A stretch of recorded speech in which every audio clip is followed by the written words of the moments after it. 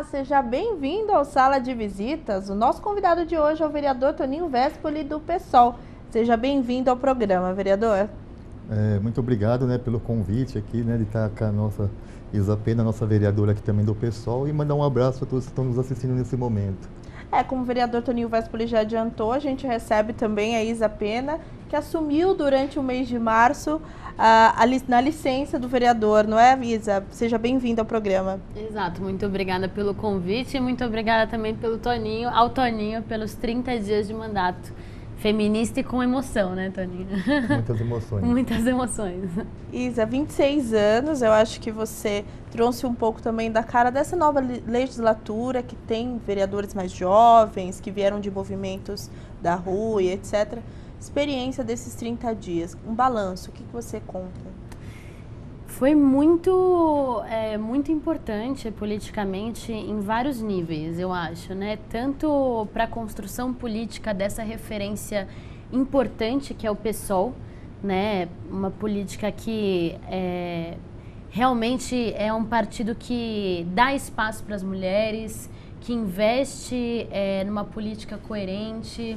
Então, foi um aprendizado político muito rico e, além disso, foi pessoalmente, para mim, também um aprendizado ainda maior, né? Porque ainda que a gente saiba o que é o parlamento de forma abstrata antes de estar lá dentro, né? Quando a gente está lá dentro, a gente vê e acaba tendo contato com essa dinâmica da política institucional, que é uma dinâmica que tem muitos problemas, que é uma dinâmica que ela tem em si cristalizados muitos privilégios, assim, mas que também é um aprendizado muito importante, porque cada vez mais as mulheres, os jovens, os negros, os LGBTs têm que ocupar esse espaço, ainda que a gente não seja, em princípio, tão bem recebido, assim, né? Isa, você vê com bons olhos, você acha que a gente tem encaminhado, como eu disse, a Câmara deu uma boa renovada, né, nessa última eleição. Você vê isso com bons olhos, apesar de partidos diferentes, posições diferentes? Você acha que a gente tem caminhado a um avanço em relação a trazer para as ruas as necessidades, trazer aqui para o parlamento? Eu acho que acho que é um ótimo avanço. Acho que houve avanço, né? Mas acho que ainda tem muito para avançar. O parlamento como um todo, eu não sei se o Toninho concorda comigo, mas o parlamento como um todo, ele ainda tem a expressão em si. A maior parte do parlamento é a expressão da velha política, né? Da velha política em que sentido? Da velha do ponto de vista do conteúdo, né? O conteúdo que é conservador, que está pouco conectado com as demandas reais da população, né? Então, eu acho que tem muito disso, né? A gente, inclusive nessa legislatura, a gente vê uma reação, né? Porque quando você coloca mulheres, jovens, a gente viu, em especial nesses 30 dias, que sempre existe uma reação. Porque existem setores ali que realmente, para esse setor que pensa dessa forma, é inadmissível, é inconcebível mulheres jovens na política, né? E durante também os seus 30 dias de mandato, você fez uma audiência pública que você e a vereadora Sâmia Bonfim consideraram como pioneira, que tratou sobre violência contra a mulher, trouxe vários aspectos para o debate. Por que desse pioneirismo? Qual foi a importância dessa ação aqui na casa? Bom, em primeiro lugar, porque a gente sabe que as políticas públicas voltadas ao combate à violência contra a mulher, elas são extremamente secundarizadas. Inclusive, na gestão passada, a gente estava dando uma olhada, o percentual do orçamento gasto com isso foi muito pequeno, né? Muito aquém daquilo que a gente considera que seja o suficiente. E para piorar, no começo dessa legislatura, a gente ainda teve a extinção da Secretaria Municipal de Mulheres. Estamos recebendo notícias porque a gente é militante, né, do movimento feminista, né? Então, a gente fica sabendo das coisas através dessa rede, né, que é o próprio movimento. Então, de demissões, de profissionais, desses aparelhos públicos que são voltados às mulheres, né, às mulheres em situação de violência.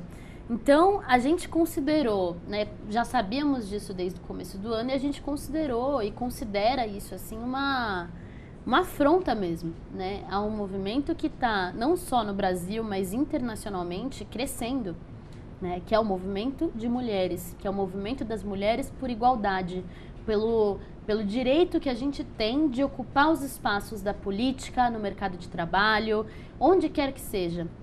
Então, a audiência pública ela foi importante porque a gente reuniu... E a audiência pública ela foi importante porque a gente até antes mesmo, né, a gente começou a preparar essa audiência pública antes dos 30 dias começarem, né, Toninho?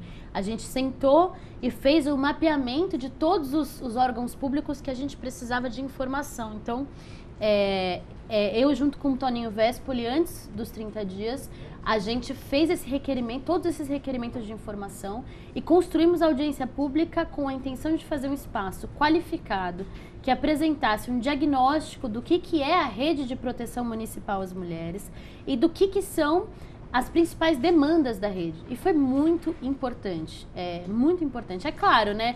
A gente está no nosso primeiro mandato, né? Nos 30 dias de mandato. E a Sâmia também está no primeiro mandato dela. Então, é óbvio que tem coisas aí que a gente vai precisar avançar, né? Mas foi um importantíssimo passo, porque a gente tem hoje um relatório que a gente está elaborando a partir desses requerimentos, que a gente foi recebendo as respostas, e que é realmente um relatório bastante qualificado sobre as principais demandas e os principais problemas da rede de proteção municipal às mulheres. Isso a gente não tinha antes, né? Então é muito importante. O número de mulheres aqui na casa mais que dobrou. Apesar das posições diferentes, esse aumento das mulheres aqui dentro da casa traz benefícios? Elas estão lutando juntas para trazer mais para a pauta assuntos que interessem as mulheres, que combatam a violência? Eu acho que sim. Inclusive, eu acho que isso traz contradições para algumas mulheres que foram eleitas aqui, porque de repente o partido que ela está, ele acaba propagando a velha política, e a velha política é a submissão da mulher, e contradição que ela percebe em todo o debate que está acontecendo, e ela mesma não concorda muito com isso, então ela acaba entrando em contradição às vezes com o seu partido, né? Então eu acho que isso inclusive é importante para libertá-las, né? Porque para mim, e eu acho uma discussão tentar ir na sociedade, na academia, em tudo que é lugar, eu fico pensando se dá para ser feminista num sistema capitalista. É uma discussão, porque na hora que o mercado quer usar o corpo da mulher para colocar uma garrafa de cerveja do lado e as próximas mulheres que são capitalistas aceitam isso, até que maneira ela está sendo feminista e está libertando a mulher de ser subjugada como um produto? Né? Então, eu aceito, tem contradições do capitalismo muito grande, a libertação das pessoas, que eu acho muito difícil. E isso acaba tendo essas contradições, né, para essas mulheres que estão nesses partidos, né? E eu falo isso, né? Como que fica a mulher que é explorada, né, o seu corpo, não sei o quê, pelo mercado? Eu não vejo nenhuma se pronunciar isso, né? Então, eu sempre falo assim, ser feminista, né, necessariamente você tem que ser classista, você tem que ter um lado, né? E eu acho que então, eu acho interessante, acho que cresceu, e eu acho que inclusive traz contradições para essas mulheres, né? Agora, infelizmente, claro, outras mulheres se acabam ficando muito bem numa situação de ser subjugada, mas de estar em um espaço já mais especial e que para ela está bom, né? Então a gente também percebe isso. Inclusive, inclusive porque eu acho que vale a pena dizer exatamente isso que o Toninho falou, e porque ser feminista, se a gente é feminista, a gente está falando que a gente luta e deseja a emancipação, por assim dizer, de todas as mulheres e não só de uma parte delas. Então não adianta você, aquela mulher que se não cumpre mais as tarefas domésticas da casa, mas que ela contrata uma mulher negra para trabalhar na casa dela, né? Então, né, isso a gente está lutando pelo quê? Pela libertação do meu setor, das mulheres, né, de um setor exclusivo de mulheres? Não, a gente está lutando pela igualdade de todas as mulheres. Então, necessariamente, o feminismo, ele coloca, como o Toninho estava falando, o sistema como um todo em contradição. E a gente vê muito isso, assim, eu percebo, até para colocar isso, um machismo muito grande entre as bancadas dos outros partidos. Isso é muito visível, né, Toninho? A dinâmica entre eles, o papel que essas mulheres realmente têm nas suas bancadas, assim, a forma como elas são subjugadas, como os posicionamentos políticos delas em vários momentos não são ouvidos, pelo fato delas serem mulheres, assim. Então, eu acho, sim, que você ter mulheres feministas, vereadoras na Câmara Municipal, isso fortalece as outras mulheres, ainda que elas permaneçam com essas contradições, que são contradições próprias das posições políticas delas, né, que elas escolheram. Então, é aquilo que a gente fala, né, não basta, a representatividade é sim importante, muito importante, mas não basta a representatividade. É preciso, para você ser coerente, é preciso você defender um programa político para a cidade feminista. Bom, tem muito argumento, tem muito debate de qualidade aqui. A gente vai fazer um intervalo rapidinho, mas o Sala de Visitas volta já já.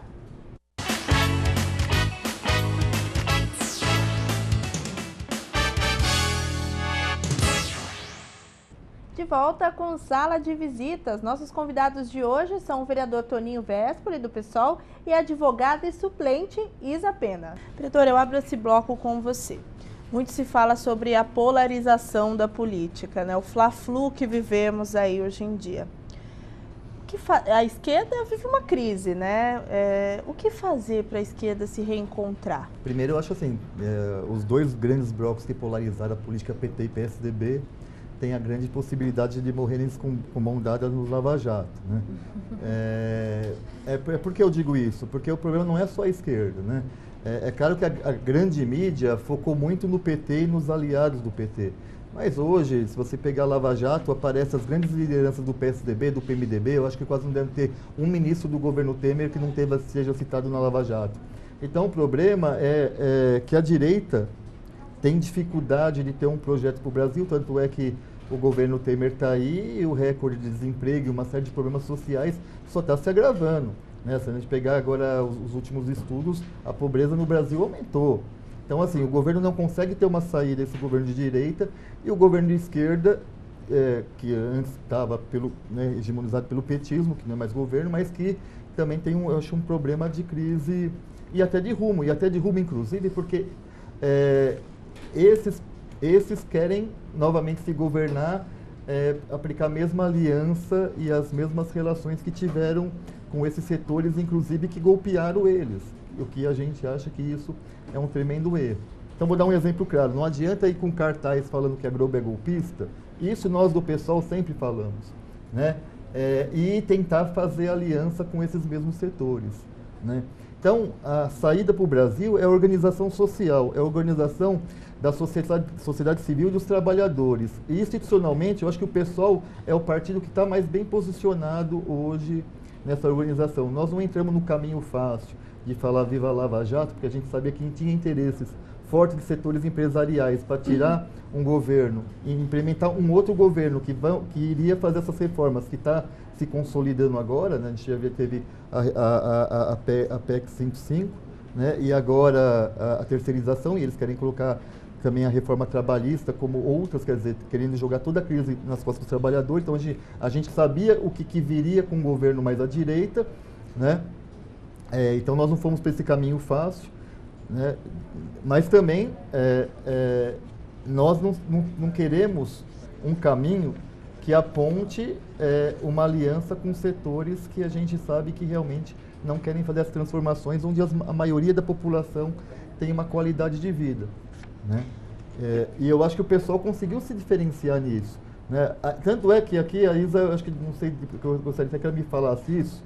Assim, se você percebeu isso, porque todo momento tentam nós do PSOL, ou nos aliarmos, né, como se nós estamos alinhados, ou com o PT ou com o PSDB. Quando eu votar coisa contra o Haddad aqui, porque eu era tucano. Agora, se a gente vota contra o Dória, é porque a gente é petista. A gente não é nenhum nem outro, a gente é uma alternativa. Nesse aspecto, que trazendo aqui um pouco para a cidade de São Paulo, muitas pessoas elogiam, por exemplo, o programa de braços abertos do Fernando Haddad. Muitas pessoas têm elogiado o Corujão da Saúde do João Dória. Mas, obrigatoriamente, parece que todo mundo tem que tomar um lado, independente de projetos bons ou ruins. Isso acaba sendo ruim para a cidade, né, vereador? Eu acho o seguinte, eu acho que o Brasil ele chegou num nível e numa o Brasil vive uma crise de representatividade, né? Ou seja, a política institucional e os parlamentos, né, de uma forma geral, eles estão cada vez mais distantes de representar os interesses reais da população. Então, a gente vê esse descolamento muito grande, inclusive até por esse mês mesmo, que foi a pauta de votação, enfim, tá longe, né, da gente, a Câmara em si, os parlamentos em si, eles estão longe de dialogar com a população.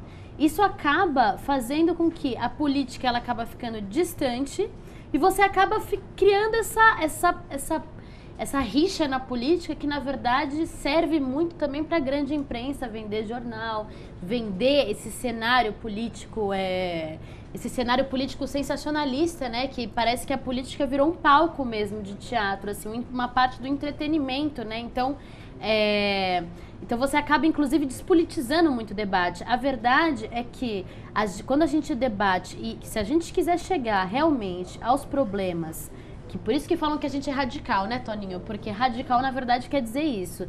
Se você realmente quiser chegar à raiz dos problemas que a gente vive, não só na cidade de São Paulo, mas no Brasil, necessariamente você vai chegar a um questionamento, você vai ser forçado a questionar o sistema político brasileiro como um todo, né? E é isso que não interessa aos políticos que estão aí, né? Então é por isso que fica essas polarizações, por questões que, na verdade, assim,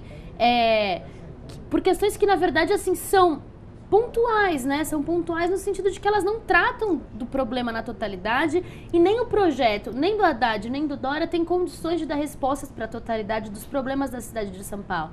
Então a gente vê hoje uma política que ela é muito fragmentada, né? Você não tem, é difícil você ver uma reflexão ou você ver debates nos parlamentos que realmente tratem sobre a totalidade do problema político que a gente está vivendo no Brasil. Se você for por isso, fica uma questão meio fla-flu, aí a gente cai no fla-flu, né? Ah, não, porque na gestão do Dória fez isso, na gestão do Haddad fez isso. Bom, né, é óbvio que uma gestão ela vai ter pontos positivos e pontos negativos, né? Agora, o ponto é, qual que é o projeto político totalizante que esta gestão tem para a cidade de São Paulo? A gestão do Dória mostrou que veio, né? A gestão do Dória mostrou que o Acelera São Paulo em direção à privatização, em direção ao fortalecimento da iniciativa privada, ao corte de serviços públicos essenciais. Então, ele defende um projeto político que o pano de fundo dele é muito maior do que você pegar e analisar não que isso não seja importante, veja, mas a gente está aqui debatendo a crise política no Brasil. Então, para a gente chegar a essa resposta, não basta a gente ficar pegando os gols que cada time fez. A gente tem que pegar o projeto político que cada partido tem. E eu acho que o que a Izzy quer fazer para ficar mais fácil você para o telespectador é assim, vamos debater a dívida pública, porque a gente paga dos nossos impostos nacionais 40% a 45%. Quer dizer, como que a gente vai resolver problemas de saúde, de educação, se a gente paga para banqueiro? E é esses mesmos banqueiros que até ontem financiavam a campanha da maioria dos candidatos presidenciáveis, tanto do PT como do PSDB. Exatamente. Então, é esse ponto de fundo. Assim. Então, como que a gente também quer uma reforma tributária? Mas a gente quer uma reforma tributária que não seja a mentira que os empresários falam que eles pagam muito imposto, porque isso está embutido na cabeça das pessoas. Vai na Suíça para você ver o imposto sobre patrimônio, por exemplo, sobre herança, por exemplo. Sobre transferência de herança, 70%. Quer dizer, nesse nível. Aqui se paga 3% por aí e as pessoas acham alto. Então, assim, as pessoas querem comparar uma qualidade de vida da Suíça, mas aqui não quer se pagar os ricos, porque os pobres pagam muito imposto. Eu acho que ainda podia até aprofundar um pouco isso. Eu queria falar de um ponto que é exatamente isso. Eu acho que tem um ponto aí que você até perguntou e o Toninho falou bastante disso. O que a esquerda tem que fazer para reconstruir? A primeira coisa tem a ver com o que o Toninho estava falando agora. É apontar as contradições do sistema. É apontar, porque inclusive é por isso que é importante nós estarmos aqui, né, Toninho? Há um desencontro na esquerda. Há um desencontro de informações. Hoje, na Câmara Municipal, tramita uma CPI que fala sobre a dívida pública do município. Se você pegar os grandes devedores, você consegue financiar diversos serviços públicos, estima-se por 18 anos. Ou seja, esse discurso de que não tem dinheiro não é verdade, porque se você realmente cobra a dívida de quem deve, né, que são as grandes empresas... E boa parte são banqueiros que devem para o município. Boa parte. ISS, né? Boa parte. Ou seja, eu acho que o nosso papel aqui dentro é se utilizar desse espaço que a gente tem, dessa informação, do espaço de informação privilegiado que a gente tem aqui dentro, para ir mostrando as contradições, mas especialmente para a esquerda de conjunto reconstruir a sua referência. Em primeiro lugar, é não seguir o exemplo que o PT nos deu. Isso é importante, porque esse tipo de conciliação, ele nos desfavoreceu. Ele fez com que o projeto de esquerda como um todo caísse em descrédito. A gente, enquanto esquerda, e é uma esquerda que não é a mesma esquerda que o PT, porque lá atrás fez a escolha de não seguir esse caminho, por isso fundamos o PSOL. É uma esquerda que precisa hoje de trabalho de base e de se enraizar na sociedade, em todos os setores da sociedade paulistana, paulista, brasileira, enfim. Então, um balanço sobre... Só uma coisa assim, que eu acho que fica claro para o eleitor. Quando a gente fala assim, porque não seguia o mesmo caminho que o PT. Então, por exemplo, aqui na Câmara Municipal, eu acho que essa legislatura vai ser mais conservadora que a anterior, mas por conta disso. Porque o governo passado, as alianças que ele fez com vários partidos e vários vereadores, ou dando cada vez mais cargo na administração, ou várias questões, por conta dessa relação do voto no parlamento, eles saíram muito mais fortalecidos, porque eles conseguiram, com essa estrutura, criar uma capilarização muito maior. Então, esse tipo de conciliação só ajudou eles no final das contas. A gente está encaminhando para o final do programa. Eu queria que você falasse quais foram as bandeiras que você levantou aqui dentro nesses 30 dias e quais foram as sementes que você deixou aí para quem sabe, parlamentares mais tradicionais pensar, assim, etc. Bom, até antes, né, Toninho, a gente juntos protocolou também um PL pela criação do Fundo de Investimento Municipal pelo Direito das Mulheres, que inclusive também foi mencionado na audiência pública. Acho que a audiência pública é uma dessas questões, mas também a gente lá na comissão, a gente deu também seguimento a muitas coisas que o Toninho já construía aqui, que é a luta dos professores, a luta da educação, então, pela convocação dos professores concursados, né, que já são mais de 6 mil aprovados, o movimento contra o congelamento do orçamento da cultura, a questão do Sampaprev, a questão do EMEB, né, que é a escola para... As escolas bilíngues, enfim, são algumas coisas. Aí a gente entrou também em coautoria em alguns projetos com relação ao carnaval, para se contrapor a essa privatização do carnaval. Então a gente entrou em coautoria em alguns PLs com o Eduardo Suplicy, com a própria Sâmia, né? Então, em alguns projetos de lei que a gente fez, deixamos aí algumas, né, sementes. E com certeza deixamos aí, as pessoas não vão esquecer tão fácil. Até uma vereadora muito gente fina veio falar para mim que a nossa chegada foi como um meteoro, assim, veio, marcou e foi muito rápido. E fora da casa, Isa, qual é a movimentação, o que você vai fazer agora? Enfim, a gente, muito antes de ser suplente e qualquer coisa, eu sou militante, né? Então a gente continua e seguiremos nas ruas, seguirei também junto ao mandato do Toninho, né? Trabalhando com ele, né? Assim como já estamos fazendo até aqui.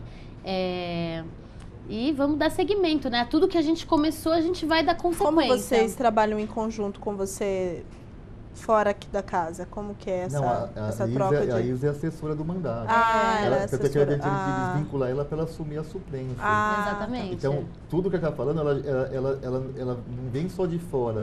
Ela está internamente no mandato, seguindo essas bandeiras, essas lutas. Isso. Deixa seus contatos, Isa. Quem quiser conversar com você, como pode fazer? É isa.pena.pessoal@gmail.com. E é isso. Muito obrigada, Isa. Boa sorte aí nas suas lutas. Muito obrigada. Vereador, seus contatos, quem quiser entrar em contato com o gabinete. Então, os contatos são, né, o e-mail toninhovespoli@câmara.sp.gov.br e o telefone do gabinete é 3396-4655. Muito obrigada pela presença, a gente espera vocês aqui no Sala de Visitas mais vezes. E obrigada, Clara, você que nos acompanhou em mais uma edição do programa. Até o próximo Sala de Visitas. TV Câmara São Paulo, informação para a cidadania.